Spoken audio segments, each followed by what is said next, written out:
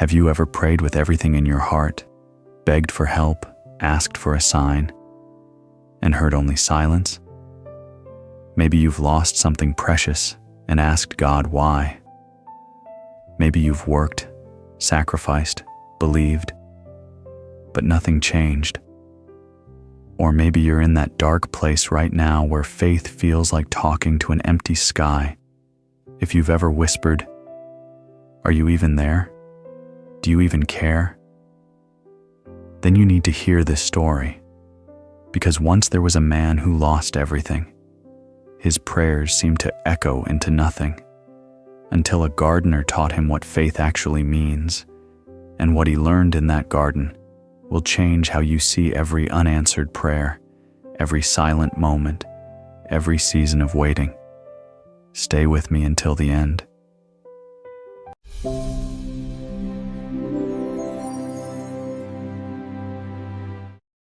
In a quiet village where everyone knew each other's joys and sorrows, there lived a 35-year-old man named James.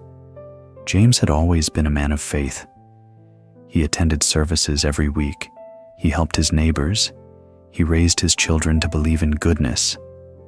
He thought that faith was a contract. If you're good, if you believe, if you pray, then God protects you. But life was about to teach him that faith is something entirely different. It began when his wife, Sarah, fell ill with a chronic condition that doctors struggled to diagnose. The tests were expensive, the treatments were ongoing. Week after week, the medical bills grew.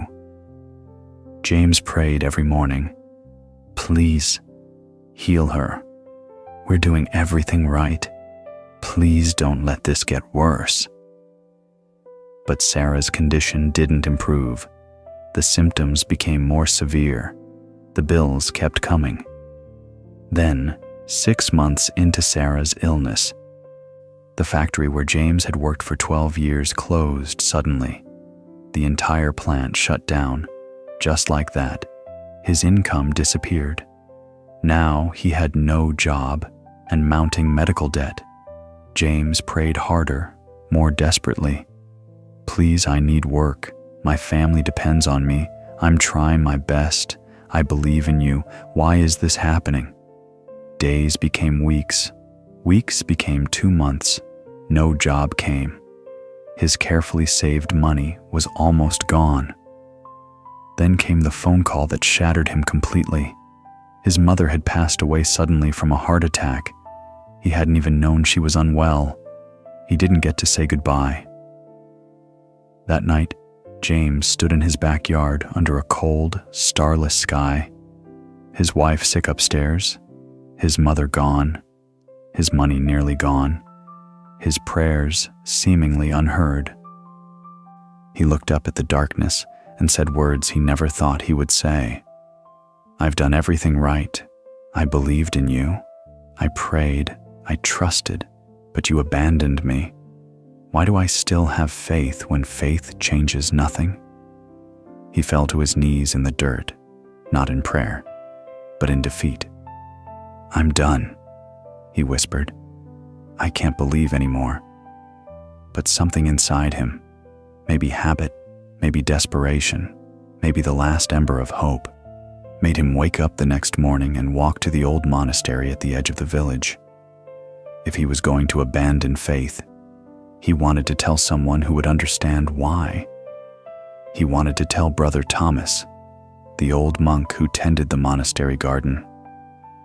Brother Thomas was 70 years old, with hands weathered by decades of tending the monastery garden. He had lived through war, loss, and poverty, but he had never lost his quiet, unshakable peace. When James arrived, Brother Thomas was kneeling in the soil, carefully tending young seedlings. "Brother Thomas," James said, his voice shaking with anger and pain, "I need to know, does God exist? Because if he does, he doesn't care about me." Brother Thomas looked up slowly, his eyes gentle. "Sit with me, James." James collapsed on a wooden bench nearby, and everything poured out. Sarah's mysterious illness, The job he'd lost, the bills drowning him, his mother's sudden death, the prayers that went unanswered, the faith that felt like foolishness. "I did everything right," James shouted. "I believed. I prayed. I was good. And for what? For this? To watch my family suffer while God stays silent?" He pointed at the garden. "You sit here planting seeds and praying like everything is fine. But you don't understand. Real life is cruel. Faith is it's just a story we tell ourselves to feel better. It doesn't change anything." Brother Thomas didn't argue. He didn't defend. He didn't preach. He simply stood up, brushed the soil from his hands, and said, "James, come with me. I want to show you something." Brother Thomas walked James to a section of the monastery garden divided into 4 distinct plots. Each looked completely different. "I want to show you something about faith that most people never see," Brother Thomas said gently. "These 4 plots will teach you what your suffering could not." They stopped at the first plot, dark, freshly turned soil, nothing visible. "1 week ago, I planted flower seeds here," Brother Thomas said. "Tell me, James, what do you see?" James looked at the empty dirt. "I see nothing, just soil." "Exactly," Brother Thomas nodded. "Empty dirt. But let me show you what's really happening." He knelt down and gently brushed aside the top layer of soil. There, barely visible, was a seed that had swollen to nearly twice its original size, with a tiny white root just beginning to emerge. "Look closely. The seed has already begun to transform. Inside, it's drinking water. Cells are multiplying. The shell is softening. Life has started. But if you judge only by the surface," he gestured to the bare plot, "you would think nothing is happening. You would think the seed is dead. But it's not dead, James. It's working in the darkness." They moved to the second plot. "I planted these 3 weeks ago. What do you see now?" James studied the soil carefully. At first, nothing, then, barely visible, tiny green shoots, no taller than a fingernail, breaking through the soil. "I see. Something very small, almost nothing." Brother Thomas smiled gently.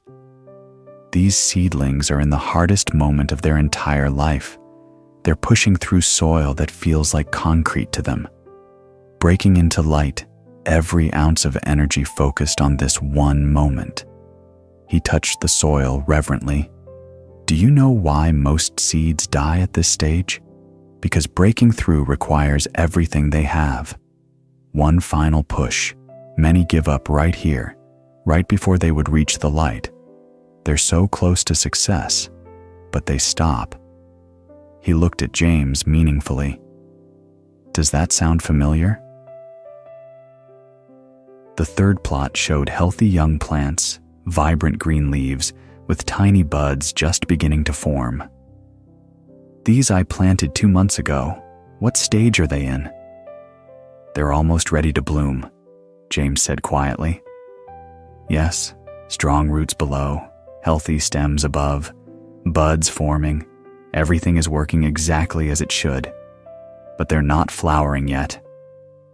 Brother Thomas paused. "This is the stage where people get impatient. Why aren't you blooming yet? You look ready. What's taken so long?" But the plant knows something we don't. Rushing the bloom makes weak flowers. The bud needs time to develop fully. "Not yet," it says, "soon, but not yet." Finally, they stood before a section bursting with flowers, brilliant reds, yellows, purples. Sweet fragrance filled the air. Bees moved from bloom to bloom. "And these I planted 5 months ago." James stood in silence, overwhelmed by the beauty. Brother Thomas turned to face James directly, his weathered face full of compassion. 4 plots, Same seeds, same soil, same water, same gardener, same love. The only difference is time and stage of growth.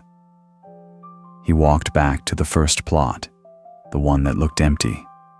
James, here's what you must understand. This plot is not failing. It's not abandoned. It's not dead.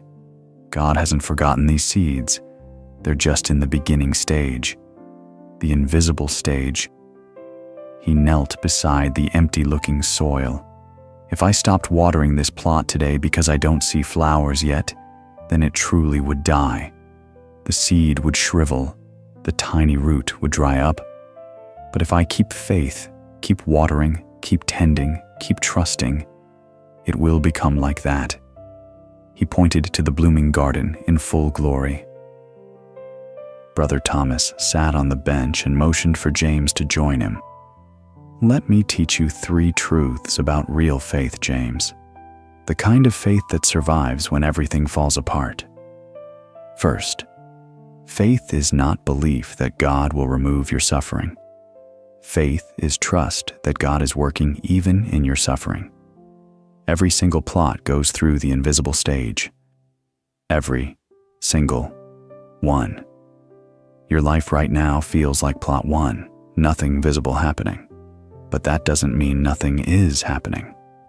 Beneath the surface of your pain, seeds are swelling. Sarah's illness is teaching you both something you needed to learn. Your job loss is redirecting you towards something better. Your mother's death is not the end of her love. It lives on in you, in your children, like seeds she planted. The seed doesn't curse the darkness of the soil. It uses the darkness to grow its first root. Your pain is not proof God abandoned you. It might be the very soil where your deepest growth is happening. Second, faith is watering seeds you cannot yet see. Every morning, I water plot 1. To anyone watching, I look foolish, watering empty dirt. But I'm not watering dirt. I'm watering seeds that are doing invisible work. Your prayers are not falling on deaf ears, James. They're not echoing into emptiness. They're watering seeds of transformation you cannot yet see. Keep praying, keep believing, even when you see nothing, especially when you see nothing, because faith is not about seeing results immediately. Faith is trusting the process in the dark. Third, faith is active trust that keeps planting, even when harvests fail. Look around this garden over the years. Some seeds I planted never grew. Some plants I tended died in storms. Some plots failed completely. But I didn't stop planting. I didn't stop watering. Because faith is not about guarantees. It's about trust that the act of planting matters, even when individual seeds fail. You may be in plot 2 right now, James. That desperate moment of breaking through. What if you're so close that giving up now would be the greatest tragedy of your life? Brother Thomas reached into his pocket and pulled out a small cloth packet of seeds. Go home, plant these in your garden, water them every day, even when you see nothing. And while you water, pray, not demanding God show you flowers tomorrow, but thanking Him for the invisible work happening today. He placed the seeds in James's trembling hands. Faith is this simple and this hard, planting these seeds in soil that looks dead, watering them when you see nothing, and trusting that growth happens in the dark. Can you do that, James? James closed his fist around the seeds and nodded, tears streaming down his face. That afternoon, James returned home and planted the seeds in a small plot behind his house. It felt almost ridiculous. His life was falling apart, and he was planting flowers. But something had shifted inside him. That evening, he knelt by the freshly planted soil and prayed differently than he ever had before. Not demanding, not bargaining, just trusting. "I don't understand what's happening," he whispered, "but I'm going to trust that you're doing something I can't see yet." Every morning, James woke up and watered his plot. Some mornings he felt hopeful. Some mornings he felt nothing, but he watered anyway, day after day, week after week. The soil looked empty, but James was changing. 2 weeks after planting the seeds, James saw a posting for a position at a small manufacturing company. It wasn't in his field. It paid less than his old job. But something inside him, maybe Brother Thomas's voice, maybe faith, said, "Apply." He did. 3 days later, they offered him the job. It wasn't what he wanted, but it was something. A tiny green shoot, barely visible, breaking through the soil. Sarah's illness didn't disappear. The symptoms continued, but something unexpected happened. The crisis had forced James and Sarah to talk more deeply than they had in years. They appreciated small moments, holding hands, watching sunsets, laughing at small things. One evening, Sarah said, "James, I don't know why this is happening to us. I'm still scared, but I feel like we're becoming who we're meant to be through this. Does that make sense?" James thought of plot 1, where seeds were transforming in the darkness. "Yes," he said. "It makes perfect sense." James worked at his new job with quiet diligence. He didn't complain. He helped others. He showed up every day with integrity. His manager noticed. 4 months after James started, the manager called him in. James's heart sank. Was he being let go again? "James," the manager said, "I've been watching you, your attitude, your work ethic, how you treat people even when you're clearly going through something hard. We're expanding, and I'd like you to oversee the new production line. It's more responsibility, and it pays more than your old job ever did." James sat in stunned silence. The job he thought was a setback had become a doorway. That evening, 5 months after planting Brother Thomas's seeds, James walked into his backyard and stopped in his tracks. His empty plot, the one he'd watered every single day while seeing nothing, had transformed. Flowers, beautiful, vibrant flowers in full bloom. He knelt in the soil, just like he had that night months ago when he wanted to give up. But this time, he wasn't defeated. He whispered, "You were there the whole time, working, waiting, growing things I couldn't see." The next week, Sarah's doctor delivered cautiously optimistic news. After months of testing, they'd finally identified her condition properly. With the right treatment plan, her prognosis was much better than they'd feared. "I can't promise it will be easy," the doctor said, "but there's real hope now." James and Sarah held each other and cried, not because everything was suddenly perfect, but because they understood now. Faith isn't about avoiding the darkness. It's about trusting there's growth happening in it. The following Sunday, James returned to the monastery garden. Brother Thomas was there, as always, tending his plots. "Brother Thomas," James said, "I need to show you something."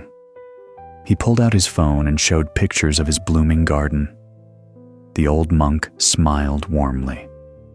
"You learned the lesson. I learned that faith isn't about getting what I want when I want it," James said. "Faith is about trusting that God is working, even when I see nothing, especially when I see nothing." Brother Thomas placed a weathered hand on James's shoulder. "Now, you understand what I couldn't simply tell you. You had to plant, you had to water, you had to wait, you had to trust. And now you've seen with your own eyes. Something sacred always grows in the dark. My friend, if you're in a season where your prayers feel unanswered, if you've watered seeds and seen nothing grow, if you're wondering whether God even hears you, listen carefully. Faith is not belief that God will give you what you want. Faith is trust that God is doing something beneath the surface that you cannot yet see. The seed in the soil looks dead, but it's not dead. It's transforming, building roots, drawing strength, preparing for the moment it breaks through into light. Remember 3 things. First, your pain is not proof of God's absence. It might be the soil of your deepest growth.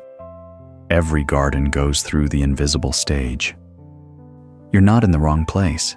You're in plot 1 or plot 2. Growth is happening. You just can't see it yet. Second, keep watering seeds you can't see. Keep praying, keep believing, keep showing up, even when nothing seems to change, especially when nothing seems to change. Growth happens in the invisible hours. Third, you might be closer to breakthrough than you know. The seeds in plot 2 are pushing through soil right now. It's the hardest moment. What if you're right there? What if giving up now means missing the bloom by days? Your season of waiting is not wasted time. Your unanswered prayers are not unheard prayers. Your silent nights are not empty nights.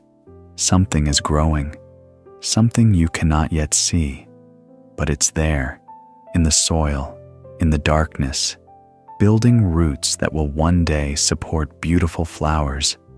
And one morning, sooner or later, you will wake up and see flowers where there was once only dirt, and you'll understand God was there the whole time. You just had to have faith in the invisible work. If this story touched your heart, if you needed to hear that your waiting is not wasted, share this with someone who's in their season of invisible growth. Sometimes the greatest gift is reminding someone that seeds are working beneath the surface. Leave a comment and tell me, what plot are you in right now? Plot 1, 2, 3, or 4. You're not alone in your waiting. I'll be back next week with another story to strengthen your faith.